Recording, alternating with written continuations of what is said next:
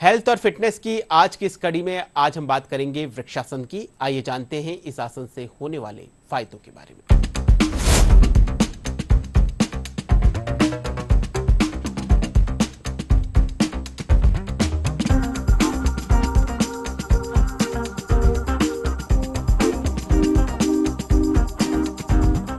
नमस्ते।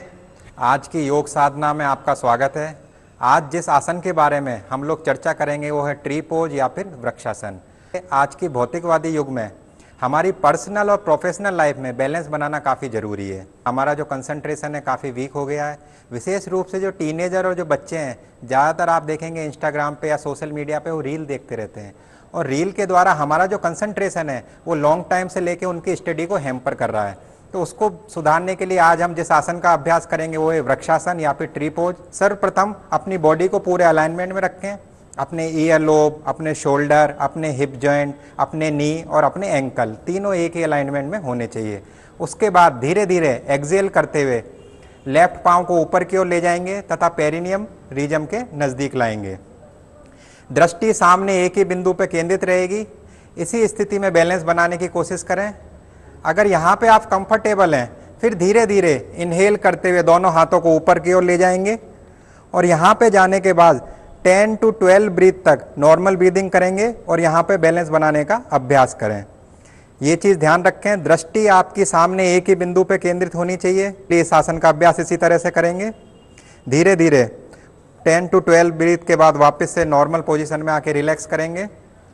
ये isometric pose है, इसलिए इसे अपोजिट साइड से भी करेंगे। अब राइट पाँव को फोल्ड करते हुए धीरे धीरे पेरिनियम नीजम के नज़दीक लाएंगे। वापस से इनहेल करते हुए दोनों हाथों को ऊपर की ओर ले जाएंगे और नॉर्मल ब्रीदिंग करते हुए इस पोजीशन में होल्ड करेंगे। ध्यान रहे आपकी दृष्टि सामने एक ही बिंदु पे केंद्रित रहेगी। फिर 10 to 12 ब्रीथ पे होल्ड करने के बाद यथाशक्ति के अनुसार धीरे धीरे हाथों को नीचे की ओर लाएंगे और पुनः सम स्थिति में रहेंगे। तो ज़्यादातर आप देखेंगे इसमें हम गलती इस तरह से करते हैं कि हमारी जो पेल्विक है वो न्यूट्रल पोजीशन में होनी चाहिए। आप देखिए जब हम खड़े रहते हैं पेल्विक या तो हमारी एंटीरियर टिल्ट होती है या फिर पोस्टीरियर टिल्ट होती है। तो उस चीज़ का ध्यान रखें, हमारी पेल्विक हमेशा न्यूट्रल पोजीशन पर रहेगी। एक गलती जो होती है, हमारा जो कोर है वो एंगेज नहीं रहता, कोर हमेशा लूज रहता है। तो कोर को भी पूरी तरह से एंगेज करने की कोशिश करें। हमारे जो नी जॉइंट्स हैं, जो पटेला है, उसको एंगेज करके ऊपर की ओर खींचने का प्रयास करें। इसके बाद आप देखेंगे जब कई लोग खड़े रहते हैं तो उनके जो पाँव हैं टोज आउटवर्ड मूवमेंट करते हैं, तो टोज भी हमारी बॉडी के अलाइनमेंट में होने चाहिए।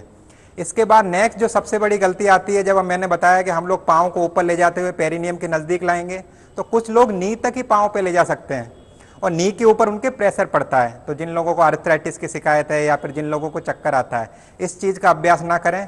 और पाँव को अगर आप पेरिनियम रीजन तक नहीं ला सकते तो नी से नीचे या फिर नी से ऊपर लाने का अभ्यास करें। शुरुआत में अगर आपका बैलेंस नहीं बनता है तो आप लोग वॉल का या किसी चीज़ का सहारा ले सकते हैं। और कंसंट्रेशन बनाने के लिए जैसे मैंने आपको बताया, आपका जो ध्यान है सामने एक ही दृष्टि के ऊपर केंद्रित रहना चाहिए। इसी तरह से हमारा जो कंसंट्रेशन है वो बढ़ेगा। धन्यवाद, नमस्कार।